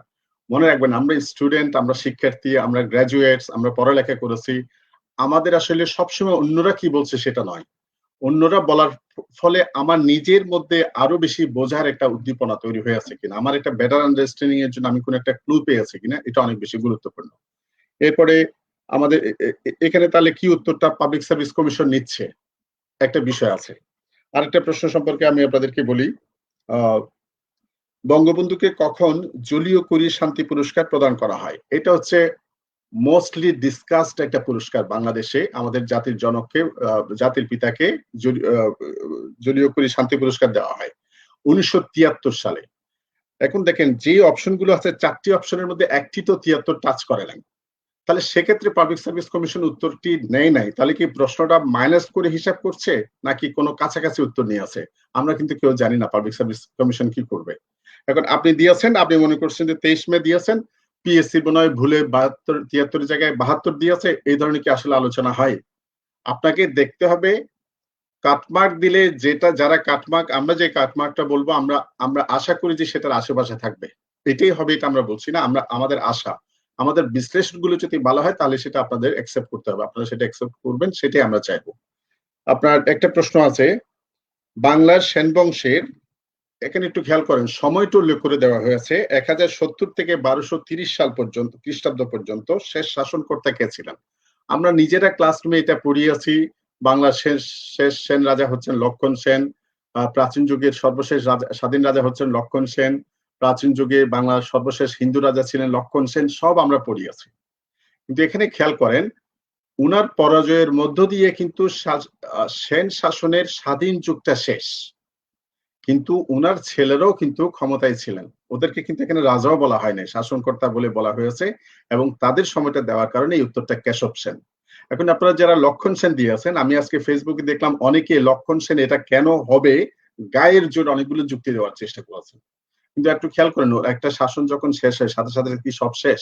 আমরা জানি বাংলার শেষ স্বাধীন নবাব হচ্ছেন, ধন্যবাদ, বাংলার শেষ স্বাধীন নবাব হচ্ছেন সিরাজউদ্দৌলা। এরপরে কি বাংলায় নবাব ছিল না? ছিল। মীর কাসিম আলী খান, উনিও তো নবাব ছিলেন। আপনি দেখবেন যারা ইতিহাসের স্টুডেন্ট তারা জানবেন বাংলার সর্বশেষ স্বাধীন চেতা শাসক কে ছিলেন? মীর কাসিম আলী খানের নাম আছে। অথচ মীর কাসিম আলী খানরা কিন্তু মীর জাফরের পতনের সাথে ওরাও কিন্তু অনুঘটক হিসেবে কাজ করেছিল। তাহলে নবাব সিরাজউদ্দৌলা আমাদের সর্বশেষ নবাব, সর্বশেষ স্বাধীন নবাব, এরপরেও কিন্তু আমাদের নবাব ছিল। একইভাবে রাজা লক্ষণ সেন হচ্ছেন সেন বংশের সর্বশেষ স্বাধীন শাসক বা স্বাধীন রাজা, কিন্তু ওনার ছেলেরা যখন রাষ্ট্র চালিয়েছেন, এই বাংলাকে শাসন করেছেন, তখন তারা ওই স্বাধীনতা এক্সারসাইজ করেন নাই, ওই শেষ স্বাধীন নবাব যেটা যে অর্থে বলছি, শেষ স্বাধীন শাসক যে অর্থে বলছি, সেটা হয়নি। তাহলে এখন যারা লক্ষণ সেন দিয়েছেন, আমি জানি আমাদের বন্ধুদের সম্ভবত 80-90% আমি অনুমানের উপরে বলছি লক্ষণ সেন উত্তর দিয়ে আসছেন, তো একটু নেগেটিভ হবে, এটা খুবই স্বাভাবিক। মুক্তিযুদ্ধকালে কলকাতার 8 থিয়েটার রোড বাংলাদেশ বাহিনী কত ঠিকই করে প্রশ্নগুলো করেছে দেখেন। পাবলিক সার্ভিস কমিশনকে ব্যক্তিগতভাবে আমরা একটা ধন্যবাদ দিই, সেটা হচ্ছে পাবলিক সার্ভিস কমিশন সবসময় তার প্রশ্ন প্যাটার্নের মধ্যে একটা রহস্য রেখে দেয়, কারণ এরা আমাদেরকে সিলেবাস দিয়েছে, আমাদের হাজার হাজার তরুণ তরুণী আছেন যারা খুব ডিটেইলসে খুব ভালোভাবে পড়ালেখা করেন, আমরা পত্র পত্রিকায় দেখি লাইব্রেরির পাশে, লাইব্রেরির ভিতরে, মেসের বাইরে অনেক কষ্ট করে পড়ালেখা করেন আপনারা। এত কিছুর পরেও পাবলিক সার্ভিস কমিশন নিজেকে একটু আলাদা করে তার এই যে তার প্রশ্নগুলো 200টা মাত্র প্রশ্ন নিয়ে এতক্ষণ আমাদেরকে যে কনফিউজড রাখতে পেরেছে, এটা হচ্ছে পাবলিক সার্ভিস কমিশনের একটা, ব্যক্তিগতভাবে মনে করি যেটা তাদের একটা ক্রেডিট সাইড। তারা আমাদেরকে আরো বেশি পড়তে বাধ্য করতে পারছে, তারা অনেক বেশি বেসিক নিয়ে নাড়াচাড়া করছেন, যেগুলোতে আমাদেরকে প্রতিনিয়ত নতুন নতুন করে, আমরা যারা গাইডলাইন দিয়ে, আমরা যারা পড়াই, আমরা যারা কোচিং ব্যবস্থাপনা করি, এবং আপনারা যারা পড়েন পরীক্ষার্থী, তাদের সবাইকে পাবলিক সার্ভিস কমিশন নতুন নতুন কিছু মেসেজের উপরে রাখেন। এই যে মেসেজের উপরে রাখা, আমরা তো পাবলিক সার্ভিস কমিশন থেকে আমরা এটাই তো আশা করি। একজন লিখেছেন আপনাদের মধ্যে কি যেন, ধন্যবাদ ধন্যবাদ, থ্যাংক ইউ ভেরি মাচ। একজন লিখেছেন শশাঙ্ক না অশোক হবে। একটু খেয়াল করেন তো, রাজা শশাঙ্কের প্রশ্নটি খুব সহজ প্রশ্ন, খুব সাধারণ একটা প্রশ্ন, কিন্তু ওই যে বললাম প্রশ্নটা এমন ভাবে উপস্থাপন করা হয়েছে পরীক্ষার হলে আমি থাকলে যেন আমি নিজেও কনফিউজড। আমরা তো বাংলাদেশ অ্যাফেয়ার্স পড়াচ্ছি, আমি যারা বাংলাদেশ অ্যাফেয়ার্স পড়াচ্ছেন, আমাদের সিনিয়র টিচার যারা আছেন বাংলাদেশে, মানে আমাদের ফিল্ডে যারা সিনিয়র, তাদের একাধিক জনের সাথে আমরা এই বিষয়গুলো নিয়ে পয়েন্ট টু পয়েন্ট ডিসকাস করার চেষ্টা করেছি। সবকিছুর পরিপূর্ণ উত্তর আমরা এখনো জেনে গেছি এটা দাবি করছি না, কিন্তু আমরা চেষ্টা করছি এটা প্রতিনিয়ত এটার একটা একাডেমিক একটা ডিসকাশনের মাধ্যমে আমরা যেন আমাদের স্টুডেন্টদেরকে, আমাদের প্রার্থী ভাই বোনদেরকে একটা বেটার নলেজ আমরা কম্পারেটিভলি দিতে পারি। অশোক হওয়ার কোনো কারণ নাই, কারণ অশোকরা যখন এটা চালাচ্ছিলেন তখন তারা এখানে বাংলা নামে ছিলই না। আর ওখানে যখন রাজা শশাঙ্ক কেন হবে, উনি কিন্তু শুধু গৌড়ের না, উনি একাধিক রাজ্যকে একসাথে কম্বাইন্ড করে উনি কিন্তু নিজেকে রাজা ঘোষণা করেছিলেন 606 সালে। সুতরাং এটা রাজা শশাঙ্ক। উত্তর ঠিক আছে, কিন্তু প্রশ্ন করতে গিয়ে আমাদের যেটা হলো, আমরা যারা পরীক্ষার্থী, এখন আমরা যেভাবে বলছি এটা এই হলো সেই হলো, এটাই হতে পারতো, প্রশ্ন এমন করে পড়া যেত। পরীক্ষার হলে তো আপনার লিমিটেড সময়, এই যে আপনাকে অবিভক্ত বাংলার দিয়ে আপনাকে যে একটু কনফিউজড করে দিল, আপনাকে একটু যে ভাবাতে পারলো পাবলিক সার্ভিস কমিশন, এখানে তো আপনার সময়টা, এই যে আপনার কাট 2 ঘন্টার সময়, সেখান থেকে একটা সময় কিন্তু সে আপনাকে পাবলিক সার্ভিস কমিশন আপনার কাছ থেকে নিয়ে নিয়েছে। এখানে কিন্তু একটা গুরুত্বপূর্ণ বিষয় আছে, খেয়াল করেন। এরপরে একটা প্রশ্ন, একাধিক প্রশ্ন তো বললাম যেগুলোর উত্তরই নেই। এরপরে ম্যাথসে একটা প্রশ্ন আছে, সেটা হচ্ছে -4 হবে নাকি +4 হবে। দেখা যাচ্ছে -4 দিল অঙ্কে একটা সিস্টেমে করলে -4 দিলেও হচ্ছে, আবার 4 দিলেও হচ্ছে। পাবলিক সার্ভিস কমিশন কোন উত্তরটা নিচ্ছে এটা তো আমরা এখনো জানি না। বাংলাদেশের বাণিজ্য ভারসাম্য, আপনাদের কোনো প্রশ্ন কনফিউজ থাকলে thank you very much. Abul, আপনারা যে প্রশ্ন নিয়ে এখনো সমস্যা আছে মনে করেন, আপনারা প্রশ্নগুলো করেন, আমি সম্ভব হলে এটা আপনাদেরকে এক্সপ্লেনেশন দেওয়ার চেষ্টা করব। আব্দুল কালাম বিডি খুব সুন্দর, খুব যথার্থ, খুব ভালো, খুবই গুরুত্বপূর্ণ একটা প্রশ্ন করেছেন। বাংলাদেশের বাণিজ্য ভারসাম্য কিভাবে রক্ষা হয়? এটা কি IMF এর বেল আউট প্যাকেজের মাধ্যমে হয় নাকি প্রবাসীদের পাঠানো রেমিটেন্সের মাধ্যমে হয়? খুব গুরুত্বপূর্ণ। আপনারা কি দিয়েছেন উত্তরটা? আপনারা যাই দেন একটু আমার সাথে একটু মিলিয়ে নেন। IMF এর বেল আউট প্যাকেজের মাধ্যমে বিশ্বের অনেক দেশ বাণিজ্য ভারসাম্য রক্ষা করে। আমদানি রপ্তানিটাকে আমরা বাণিজ্যিক ভারসাম্য বোঝাচ্ছি। বিশ্বের অনেকগুলো দেশ, উন্নয়নশীল দেশে, তৃতীয় বিশ্বের ডজন দেশ আছে যেখানে IMF বেল আউট প্যাকেজের মাধ্যমে তাদের আন্তর্জাতিক বাণিজ্য রক্ষা করে, কিন্তু বাংলাদেশে এটা হয়নি। বাংলাদেশে এখনো পর্যন্ত এটা হয়েছে রেমিটেন্সের মাধ্যমে। আপনি যদি সর্বশেষ ইকোনমিক সার্ভে পড়েন, সেই ইকোনমিক সার্ভের একেবারে সূচনার পৃষ্ঠাতে পড়েন, সেখানে আপনি দেখবেন সেখানে আমাদের প্রবাসীদের আয়ের কারণে যে হ্রাস পাওয়া, বৃদ্ধি পাওয়া, এই সংক্রান্ত একেবারে সম্ভবত 6-7 নাম্বার লাইনে গেলে, বাক্যে গেলে আপনি সেটা খুব স্পষ্টভাবে সেখানে দেখতে পাবেন, বাংলায় লেখা আছে এগুলো। তাহলে রেমিটেন্স, বাংলাদেশের বাণিজ্য ভারসাম্য কিভাবে রক্ষা হয়? এটা হচ্ছে প্রবাসীদের পাঠানো রেমিটেন্সের মাধ্যমে।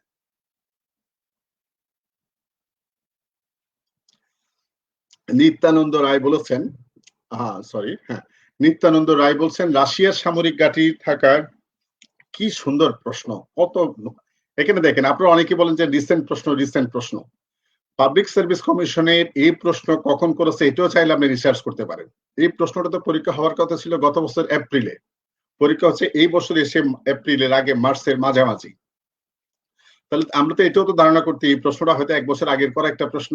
এটার একটা বড় যুক্তি হচ্ছে, গত 1 বছরে দেখবেন 2টি অথবা 3টি প্রশ্ন পাবেন পুরো 1 বছরের মধ্যে। একটি প্রশ্ন হচ্ছে এই প্রশ্নটি, রাশিয়ার সামরিক ঘাঁটি বিদ্যমান আছে কোন দেশে? রাশিয়ার সামরিক ঘাঁটি বিদ্যমান আছে কোন দেশে? আপনারা গত বছরের মাঝামাঝি রাশিয়ার সাথে 2টা দেশের চুক্তি হয়েছিল, একটা হচ্ছে ভিয়েতনামের সাথে, একটা হচ্ছে কিউবার সাথে, সামরিক ঘাঁটি স্থাপনের ব্যাপারে। যেহেতু ভিয়েতনামের চায়না প্রভাবটা এখনো ঐতিহাসিকভাবে থেকে গেছে, এখনো ওখানে সরাসরি সামরিক ঘাঁটি স্থাপনের চুক্তিটা সম্পাদন হয়নি, কিন্তু কিউবার সাথে হয়ে গেছে।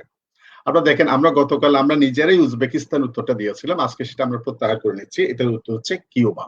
এই যে কিউবা, এই চুক্তিটা হয়েছিল 2020 সালের, আমার যদি ভুল না হয়, মাঝামাঝি একটা সময়ে। যারা বিভিন্ন কারেন্ট অ্যাফেয়ার্স টাইপের বইগুলো পড়েন তারা হয়তো জেনে থাকতে পারবেন। কিউবা এবং ভিয়েতনাম 2টার সাথে হয়েছে, তবে চুক্তিটা সম্পাদন হয়েছে এটা কি বলে, কিউবা হচ্ছে সঠিক উত্তর। হ্যাঁ, মারুফ হোসেন বলেছে ওটা শশাঙ্ক উত্তর হবে। শশাঙ্ক নাকি অশোক? এটার উত্তর হচ্ছে শশাঙ্ক, রাজা শশাঙ্ক। তাহলে এই রাশিয়ার সামরিক ঘাঁটির বিষয় নিয়ে কথা বললাম আমরা, রেমিটেন্স বা আন্তর্জাতিক বাণিজ্যটা নিয়ে কথা বললাম। রিসেন্টের মধ্যে আরেকটা প্রশ্ন আসছে, কোন সংস্থা প্যান্ডেমিককে ওয়ার্ল্ড প্যান্ডেমিক ঘোষণা করেছে? করোনা ভাইরাসকে ওয়ার্ল্ড প্যান্ডেমিক বা মহামারী ঘোষণা করেছে। এটা হচ্ছে একটা রিসেন্ট প্রশ্ন, যেটা 2020 সালের। এটা ছাড়া, কিউবার প্রশ্নটা ছাড়া, এবং সম্ভবত আমি আরেকটা হচ্ছে 2020 সালে প্রকাশিত আইনের শাসন সূচকে শীর্ষস্থান অর্জনকারী দেশের নাম কি? এই 3টা প্রশ্ন ছাড়া 2020-এর আগে 2020-এর পরে আর কোনো প্রশ্ন হয়নি। অনলি দিস 3 কোয়েশ্চেনস, শুধুমাত্র 3টা প্রশ্ন। অনেক ধন্যবাদ মারুফ। আরেকটা প্রশ্ন আপনাদেরকে একটু দেখাতে চাই। কোন পানিতে অক্সিজেন, এটা তো বোধহয় আপনারা জেনে গেছেন, সাগরের পানিতে অক্সিজেনের পরিমাণ বেশি, কারণ অক্সিজেন প্রডিউস হয় সাগরের নিচে। আরেকটা প্রশ্ন আছে, ফিনল্যান্ড কোন দেশের উপনিবেশ ছিল? ফিনল্যান্ড কোন দেশের উপনিবেশ ছিল? খুবই চমৎকার একটা প্রশ্ন, একটু খেয়াল করেন। ফিনল্যান্ড রাশিয়ার উপনিবেশ ছিল নাকি সুইডেনের উপনিবেশ ছিল? দ্বিতীয় বিশ্বযুদ্ধ সংগঠিত হওয়ার পরে পশ্চিম ইউরোপের দেশগুলোর সাথে ন্যাটোর দেশগুলোর, ওয়েস্টার্ন কান্ট্রিগুলোর, আমরা যেটাকে যুক্তরাষ্ট্রের লিডারশিপের মাধ্যমে বলি, এদের সাথে সম্পর্ক বৃদ্ধি পায়। পূর্ব ইউরোপের দেশগুলোর উপরে প্রভাব এবং কর্তৃত্ব বৃদ্ধি পায় হচ্ছে রাশিয়ার বা সোভিয়েত ইউনিয়ন, আমরা যেটাকে রাশিয়া বলছি। কিন্তু এটা কখনো আপনার ফিনল্যান্ড কখনো রাশিয়ার উপনিবেশ ছিল না, কলোনি ছিল না, প্রভাবাধীন কর্তৃত্বে শাসিত দেশ ছিল। আমরা বলি না, যেমন ভুটানে ভারতের একটা বড় প্রভাব, পৃথিবীর অনেক দেশ আছে, আশেপাশের বড় বড় দেশগুলোর অনেক প্রভাব থাকে, চায়না দ্বারা মায়ানমারে একটা প্রভাব আমরা দেখি। এইরকম রাশিয়ার ব্যাপক প্রভাব আছে হচ্ছে ফিনল্যান্ডের উপরে। কিন্তু ফিনল্যান্ড হচ্ছে সুইডেনের একটা উপনিবেশ। সুইডেন এক সময় একটা মাস্টার কলোনি ছিলেন। এই সুইডেনের আন্ডারে একটা দেশ ছিল হচ্ছে ফিনল্যান্ড, যেটা আমরা বলতে পারি উপনিবেশ। ফিনল্যান্ড কোন দেশের উপনিবেশ ছিল? সুইডেনের উপনিবেশ ছিল। আশা করি আপনারা বুঝতে পেরেছেন। আরেকটা হচ্ছে, ইংরেজিতে টুক হবে নাকি এক্সামিন্ড হবে? থ্যাংক ইউ সুলতান রহমান। আমাদের স্যার কালকে ঘোষণা করেছেন, ব্যাখ্যা দিয়েছেন, এটা টুক পালস, মাই পালস, এটা হবে, এই ব্যাখ্যাটাই দেওয়া হয়েছে। এক্সামিনও কেউ কেউ উত্তর দিয়েছেন। আসলে দুইটার মধ্যে কোনটা হবে আরো এক্সামিন করা দরকার। আপাতত আমরা যে উত্তরটা গতকাল শাহান স্যার প্রোভাইড করেছেন, টুক মাই পালস, এটার উপরে আমরা এখন পর্যন্ত আমরা যে যুক্তিগুলো পেয়েছি এখন পর্যন্ত ওইটার ব্যাপারে আমাদের অবস্থানটা আছে। জাবেদ করিম হবে কি এস আর আরিফ? হ্যাঁ, এটা জাবেদ করিম, সঠিক উত্তর, ঠিক আছে। তাহেরা ফেরদৌস শাপলা বা একজন জানতে চেয়েছেন কাজী নজরুল ইসলাম। কি চমৎকার প্রশ্ন দেখেন, এই যে বললাম ট্রিকি প্রশ্ন। পাবলিক সার্ভিস কমিশনের এই প্রশ্নগুলো যারাই করেছে, এটা যে শুধু বাংলায় হয়েছে তাই না, সেটা বাংলাদেশ অ্যাফেয়ার্সে দেখা গেছে, সেটা ইন্টারন্যাশনাল অ্যাফেয়ার্সে দেখা গেছে, ইংরেজিতে দেখা গেছে, পুরো প্রশ্নটাতেই দেখা গেছে একটা ছেলে মেয়েদেরকে ভাবার মতো, আমাদেরকে এই যে পরীক্ষার পর এই 36 ঘন্টার পরেও আমাদেরকে এটা নিয়ে কনফিউজ করার মতো, ভাবার মতো, চিন্তা গবেষণা করার মতো উপাদান দিয়েছে পাবলিক সার্ভিস কমিশন। নজরুলের প্রশ্নটা অঞ্জন আহমেদ বলেছেন, স্যার যুগবাণী হবে নাকি বিশের বাসী হবে? কাজী নজরুল ইসলামের 5টি বই নিষিদ্ধ হয়ে আছে, এটা পাবলিক সার্ভিস কমিশন প্রশ্নে উল্লেখ করে দিয়েছে। একটু খেয়াল করেন, প্রশ্নের মধ্যে বইও বলেছে, গ্রন্থও বলেছে। বই, গ্রন্থ। প্রথমে বলেছে কাজী নজরুল ইসলামের 5টি গ্রন্থ বাজেয়াপ্ত করেছে উপনিবেশিক সরকার। আবার বলেছে কোন বইটি প্রথম, এখানে আর গ্রন্থ বলে না, বই বলেছে, কোন বইটি, বই এবং গ্রন্থ সিনোনিমাস, একই জিনিস, কোন গ্রন্থটি প্রথম বাজেয়াপ্ত করা হয়? যদি কোন কাব্যগ্রন্থটি হতো তাহলে বিশের বাসী আসতো। কোন গ্রন্থ বলেছে, সুতরাং এটা যুগবাণী। যুগবাণী হচ্ছে একটা প্রবন্ধ গ্রন্থ কাজী নজরুল ইসলামের, এটা সঠিক উত্তর হচ্ছে যুগবাণী।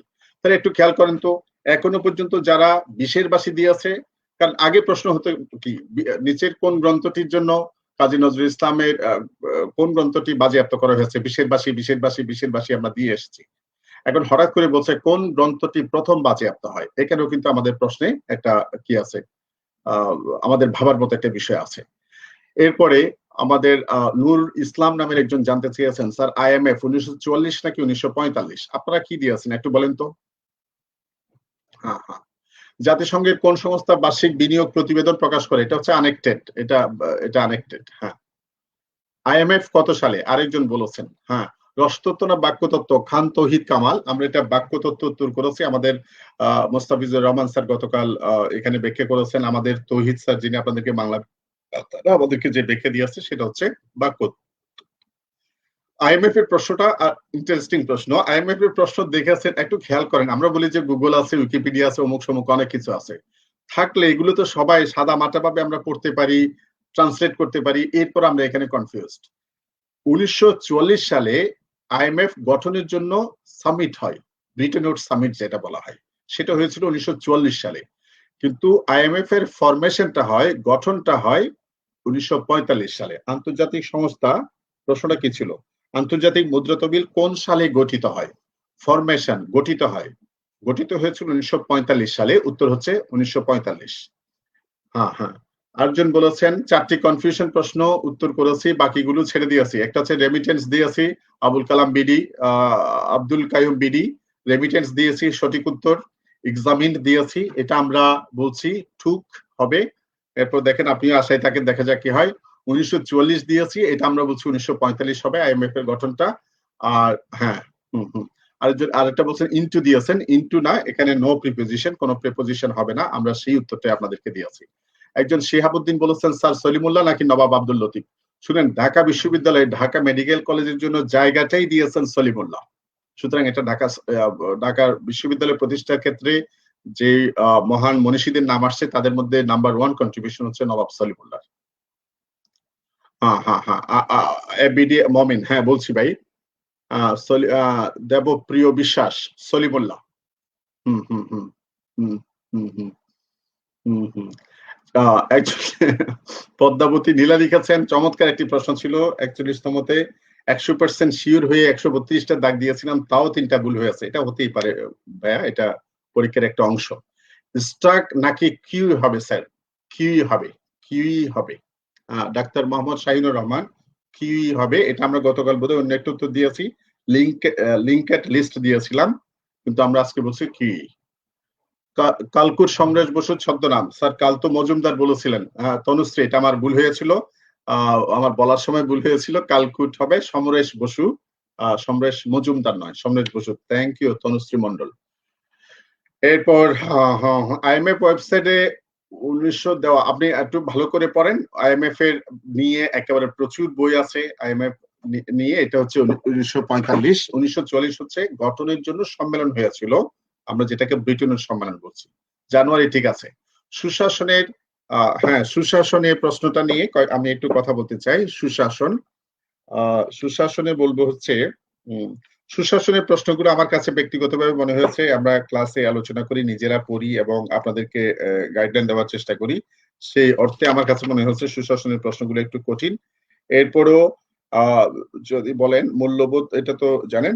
একটা প্রশ্ন, 157 নম্বর প্রশ্ন, 2 নম্বর সেটের একটা প্রশ্ন, যারা সুশাসন সম্পর্কে জানতে চাচ্ছেন। আব্দুল্লাহ আল মামুন, স্তম্ভ কয়টি? সুশাসনের স্তম্ভ হচ্ছে 4টি, এখানে তো উল্লেখ করে দিয়েছে সুশাসনের 4টি স্তম্ভের উপর নির্ভরশীল, ইউএনডিপির মতে। আর এখানে একটি প্রশ্ন ছিল, কোন মূল্যবোধ রাষ্ট্র, সরকার ও গোষ্ঠী কর্তৃক স্বীকৃত? কোন মূল্যবোধ রাষ্ট্র, সরকার এবং গোষ্ঠী কর্তৃক স্বীকৃত? এটা হবে নৈতিক মূল্যবোধ। এটা আমরা গতকাল গণতান্ত্রিক মূল্যবোধ দিয়েছিলাম, এটা আমরা কারেকশন করে নিচ্ছি, এটা হবে নৈতিক মূল্যবোধ। কারণ রাষ্ট্র, সরকার ও গোষ্ঠী, সব রাষ্ট্র গণতন্ত্রকে মূল্যবোধ হিসেবে চর্চা করে না, সব সরকার গণতন্ত্রকে মূল্যবোধ হিসেবে চর্চা করে না, সব গোষ্ঠী গণতান্ত্রিক গোষ্ঠী না এটা করে না। কিন্তু সব গোষ্ঠী, সব সরকার, সব রাষ্ট্র নৈতিক মূল্যবোধ যেটা, সেটাকে লালন করে এবং যে যাই কাজ করে সেটা নৈতিক, একটা লিগ্যাল একটা বেস উপস্থাপনা, একটা যুক্তি উপস্থাপনের চেষ্টা করে। সুতরাং এটার উত্তর হবে নৈতিক মূল্যবোধ। সুশাসনের অন্যতম প্রতিচ্ছবি হলো, এটা হচ্ছে সমাজ। আমরা উত্তর দিয়েছি, এটা সুশাসন এবং সমাজ দুইটার মধ্যে কনফিউজড হওয়ার অনেক সুযোগ আছে। আমরা সমাজ উত্তর দিয়েছি, পাবলিক সার্ভিস কমিশন কি উত্তর নিচ্ছে সেটার জন্য আমাদের অপেক্ষা করতে হবে। হ্যাঁ হ্যাঁ, এরপরে হচ্ছে হ্যাঁ, 4টি স্তম্ভ বলেছে আব্দুল্লাহ আল মামুন, এটা হচ্ছে ইউএনডিপি। এবার তাহলে একটু খেয়াল করেন, আমরা কাটমার্কটা বলে নিচ্ছি, কাটমার্কটা বলে আজকের আলোচনাটা শেষ করব। আমরা কাটমার্ক বলার জন্য কয়েকটা বিষয় আপনাদেরকে মাথায় রেখে একটু বলবো। কাটমার্কটা আমাদের মনে হয় একটু নিচের দিকে থাকবে। কেন নিচের দিকে থাকবে বলে? এটা আপনাদেরকে খুশি করার জন্য বলি নাই। আমরা যখনই কোনো কথা বলি, আমাদের জানার মধ্যে, আমাদের শোনার মধ্যে আমাদের ভুল থাকতে পারে, কিন্তু ইচ্ছাকৃতভাবে কাউকে খুশি অথবা অখুশি করার জন্য আসলে কখনো আমরা কথা বলি না। এটা আমাদের উদ্দেশ্য নয়। খুশি করতে পারলে আমরা খুশি হই, সেটা ঠিক আছে অ্যাজ হিউম্যান বিইং। কিন্তু এগুলো হচ্ছে অনেক রেশনাল থিংকিং থেকে আসা। এখানে হুট করে এটা মনে করার দরকার নাই এটা বোধহয় আমাকে খুশি করার জন্য বা একটু প্রশমিত করার জন্য, বিষয়টা মোটেও তা নয়।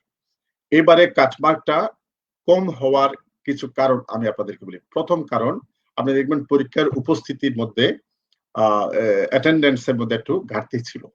সার্বিক পরিবেশ পরিস্থিতি একটু খেয়াল করেন। পরীক্ষাটা হওয়ার কথা ছিল গত এপ্রিলে, এটা হয়েছে ১ বছর পরে এসে মার্চে। এটো অনেকের যারা লং টার্ম নিজেকে প্রিপারেশন এর উপর রাখতে পারে না, কন্টিনিউয়াস প্রিপারেশন এর উপর রাখতে পারে না, তাদের অনেকের ধৈর্যচ্যুতি ঘটিয়েছে এই প্রশ্ন। সবচেয়ে গুরুত্বপূর্ণ কারণটি হচ্ছে এই প্রশ্নটি ইউজুয়ালি যে প্রশ্নগুলো আমাদের হয়, আমরা ইজি প্রশ্ন বলতে পারি, মডারেট প্রশ্ন বলতে পারি, টাফ প্রশ্ন বলতে পারি। এই প্রশ্নটার ৫০ টার মতো প্রশ্ন আছে যেগুলোকে টাফ বলা যায়। আমরা টাফ কোয়েশ্চেন বলতে পারি। মানে ধরেন ৩৫ বলব না, বিশেষ করে ৩৭, ৩৮ বা ৪০ এ যেভাবে একটু আমাদের মডারেট টাইপের প্রশ্ন ছিল।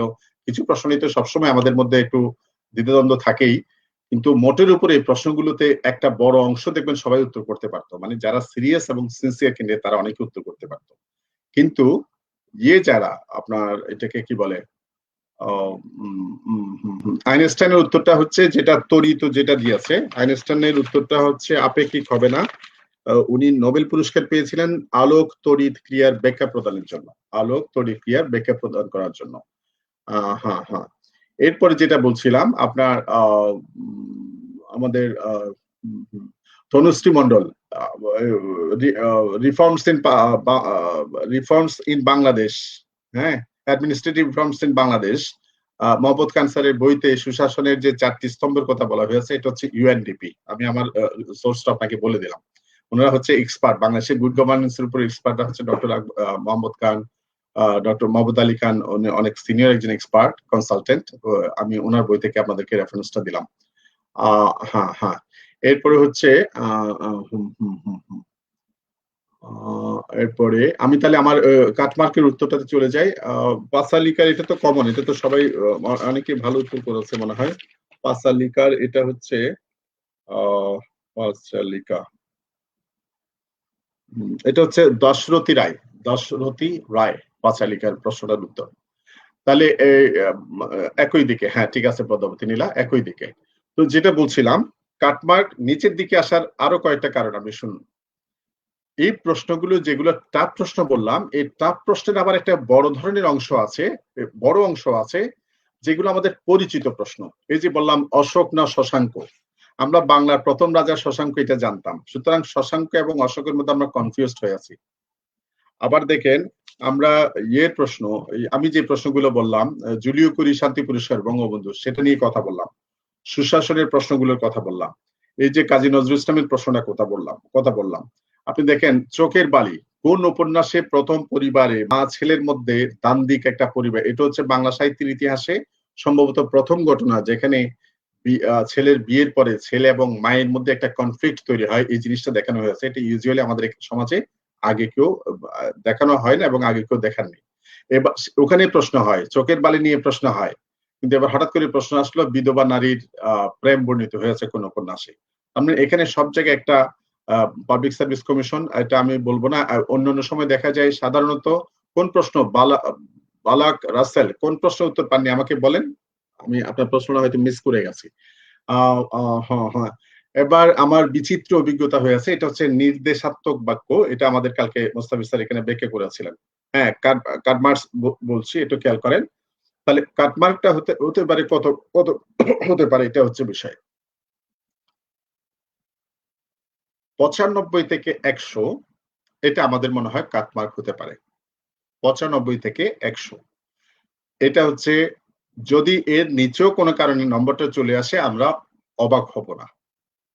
৯৫ থেকে ১০০ যারা পাবেন তারা মোটামুটি ভালোভাবে আশা করতে পারেন যে প্রিলিমিনারি পাবেন। কিন্তু এখানে একটা প্রশ্ন আছে। এখন আপনি হয়তো বলতে পারেন পরীক্ষার পরে এসে, স্যার আমি তো ৯৫ পেলাম, ৯৭ পেলাম, ১০০ পেলাম, কিন্তু আমাকে তো ডাকলো না। আমার এই ৯৫ পাওয়া, হ্যাঁ থ্যাংক ইউ মাসুদ, আমাদের এই ৯৫ পাওয়া, ১০০ পাওয়া, ৯৮ পাওয়া, ১১০ পাওয়া, ১০০, একটু খেয়াল করেন গতকাল থেকে র্যান্ডমলি আজকে এই যে কাটমার্ক প্রোগ্রাম করার জন্য আমি অ্যাটলিস্ট ১৫০ থেকে ১৭০ জনের সাথে ওভার ফোন বা মেসেঞ্জারে কথা বলেছি, যাদেরকে আমি চিনি, যারা আমার সাথে কানেক্টেড, তাদের কাটমার্কটা কত হতে পারে। এই ১৫০ থেকে ১৭০ জনের এই ধারণাটা আমার, ওদের দাগানো কাটমার্ক সম্পর্কে ধারণা আমি পেয়েছি, ওরা কি পরীক্ষা দিয়েছে সেটার উপর ভিত্তি করে। আমি দেখেছি এবার 120-এর উপরে পাবে এরকম আমি ক্যান্ডিডেট পেয়েছি আমার পরিচিত মন্ডলে। আমি তো আপনাদেরকে বলেছি আমি 15 ইয়ার্স ধরে এই ফিল্ডে কাজ করি এবং অনেক পরীক্ষার্থীর সাথে আপনাদের মার্চ ফরওয়ার্ড প্ল্যাটফর্ম বলি আমরা, অথবা ব্যক্তিগতভাবে অনেক পরীক্ষার্থীর সাথে আমার স্বভাবতই যোগাযোগ আছে বা থাকার কথা। তো সেক্ষেত্রে 170, 30, 50 থেকে 70 জন এদের যে প্রাপ্ত মার্ক এটা, প্লাস আমি এর মধ্যে 3 জনকে পেয়েছি যারা আমাকে আশ্বস্ত করে বলতে পেরেছে যে ওরা 120-এর উপরে পেতে পারে। মানে আশ্বস্ত করে বলতে পারে মানে এই জন্য সবার হিসেবের উপরে তো আসলে আমরা সবাই আস্থা রাখতে পারি না। এই যে বললাম 95 থেকে 100, এই নম্বরটা বলার পিছনে আমার সবচেয়ে বড় যুক্তিটা একটু খেয়াল করেন। একটা তো বললাম করোনার কারণে পরীক্ষা পিছানো, প্রশ্ন টাফ হওয়া। 3 নাম্বার হচ্ছে এই প্রশ্নটা যারা পরীক্ষা দিয়েছেন 150-200, প্রায় 4.5 লক্ষ পরীক্ষার মধ্যে 150-200 এটা কিন্তু অনেক বেশি ফিগার আমি বলবো না। তবে আমি যাদেরকে বলেছি ওদেরকে একেবারে কম ফিগারও না, মানে অন্তত আমাদের একটা বিশ্লেষণের জন্য। প্লাস হচ্ছে 120 প্লাস পাবে এরকম কেবলমাত্র 3 জনকে পেয়েছি, এর চেয়ে বেশি পাইনি। আবার 100 এর নিচে পাবে, এর মধ্যে আবার 90 এর নিচে পাবে এরকম অনেককে আমরা পেয়েছি।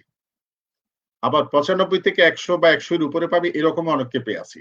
এখন আপনি 95 থেকে 100, আমরা যে 95 থেকে 100 মার্কস সম্পর্কে আপনাকে ধারণা দিচ্ছি সেটার ব্যাপারে আমি আপনাদেরকে একটু কথা বলে বিদায় নিচ্ছি। সেটা হচ্ছে যারা অ্যাকাউন্টিং এ পড়ালেখা করেছেন, আমাদের যে সকল বন্ধুরা ব্যাকগ্রাউন্ডে অ্যাকাউন্টিং পড়ালেখা করেছেন, ওরা একটা হিসাবের একটা নীতি পড়েছিলেন।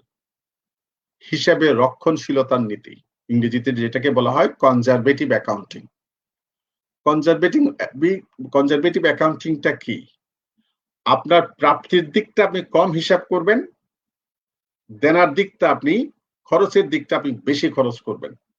তখন আপনি হিসাবের একেবারে খুব কাছাকাছি ক্লোজ, যেখানে আপনি লোকসান দিতে হবে না সেরকম একটা জায়গায় আপনি পৌঁছাতে পারবেন।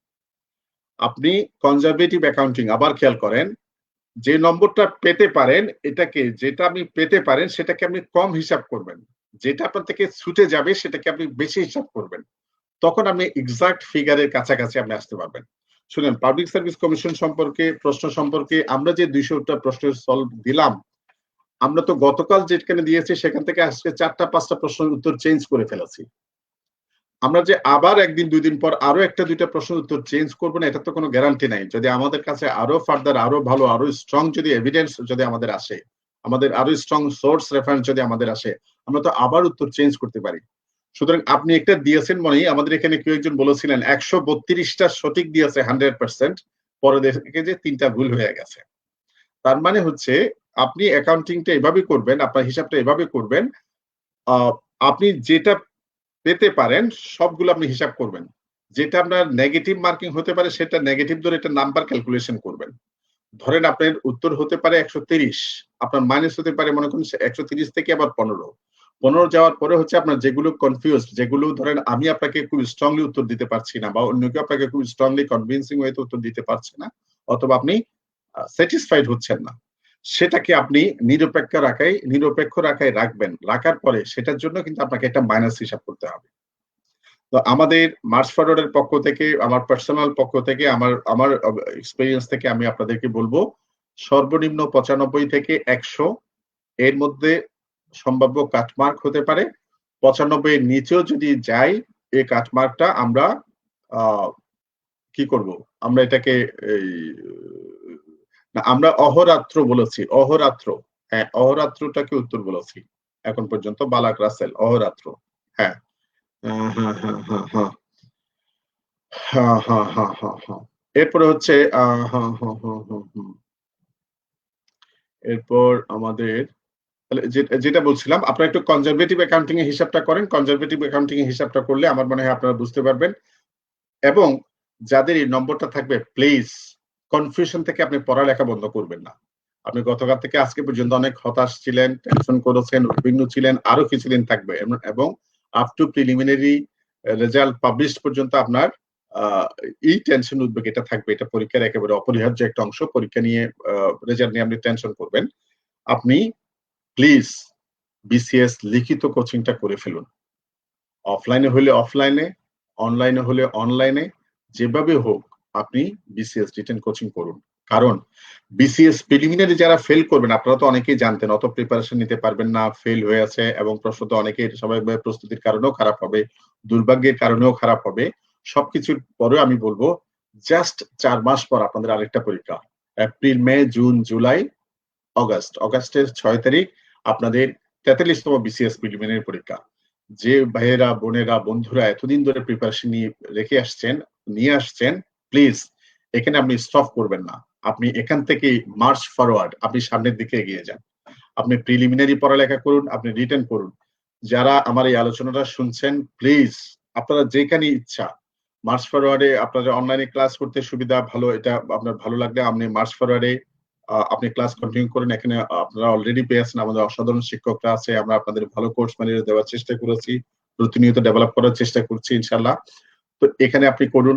অফলাইনে সুবিধা থাকলে আপনি অফলাইনেও কোচিং করুন। আমাদের বাংলাদেশে মোটামুটি এখন তো করোনার কারণে বন্ধ, হয়তো করোনার পরে হয়তো খুলবে, যখন খুলবে তখন। আপাতত না পারলে সবাই অনলাইনে করতে থাকুন। রিটেন কোচিংটা করুন। প্রিলিমিনারির পাশাপাশি ৪৩ প্রিলিমিনারি যারা প্রিপারেশন নিচ্ছেন, প্রিলিমিনারির পাশাপাশি রিটেন কোচিং করুন। কেননা আপনি আরেকটা বিসিএস যখনই হোক, আপনি কিন্তু পাশাপাশি বিভিন্ন, এই যে সামনে আমাদের কম্বাইন্ড ব্যাংক পরীক্ষা আছে, বিভিন্ন প্রাইভেট ব্যাংকে নিয়োগ পরীক্ষা হচ্ছে, সরকারি ফার্স্ট ক্লাস, সেকেন্ড ক্লাস অনেক নিয়োগ পরীক্ষা আছে। সামনে প্রাইমারি সহকারী শিক্ষকের জন্য পরীক্ষার ডেট ঘোষণা করেছে মে, জুন মাসে। সুতরাং এখানে সব জায়গায় কিন্তু আপনার এগুলো লাগবে। আর রিটেন কোচিংটা সবগুলো কোচিং এ সারা বছর চলে না, এটা প্রিলিমিনারির পরে ৩-৪ মাস কেবল চলে। সুতরাং আপনাদের সবার প্রতি আমার অনুরোধ হলো, আমার পরামর্শ হলো, আপনি নিজের জন্য আপনি পড়ালেখাটা চালিয়ে যান। রিটেন এবং প্রিলি দুইটাই চালিয়ে যান। যারা প্রিলিমিনারি দিয়ে ফেল করবেন মনে করছেন, তারা চালাবেন যেন আশেপাশের অন্যান্য পরীক্ষায় ভালো করতে পারেন, অথবা ৪৩ প্রিলিমিনারি পরীক্ষায় যে রিটেন পরীক্ষা হবে সেই রিটেন পরীক্ষা আপনি ভালো করতে পারেন। আপনারা সবাই রিটেনের জন্য পড়ালেখা করুন। আমাদের এখানে কালকে রিটেনের ক্লাস নেবেন আমাদের ফরহাদুল ইসলাম স্যার, সম্মানিত ডিজি মহোদয়, পররাষ্ট্র মন্ত্রণালয়ের। ক্লাস টাইম আপনারা আমাদের পেজে, ডিক্লারেশনে পেয়ে যাবেন, পেজে, গ্রুপে। আপনারা আমাদের সাথে কানেক্টেড থাকুন। আগামীকাল থেকে সাবজেক্ট ওয়ারি আমরা আপনাদেরকে বুক লিস্ট প্রোভাইড করব। আশা করি মার্চ ফরওয়ার্ড আপনাদেরকে বিসিএস রিটেন কোচিং এ প্রিলির মতো একটা ভালো সেবা আপনাদেরকে দেবে ইনশাআল্লাহ। সেই প্রত্যাশা রাখছি। আপনারা যারা পরীক্ষা দিয়েছেন সবার জন্য শুভকামনা। আজকে এখানে শেষ করছি। আল্লাহ হাফেজ। ধন্যবাদ সবাইকে।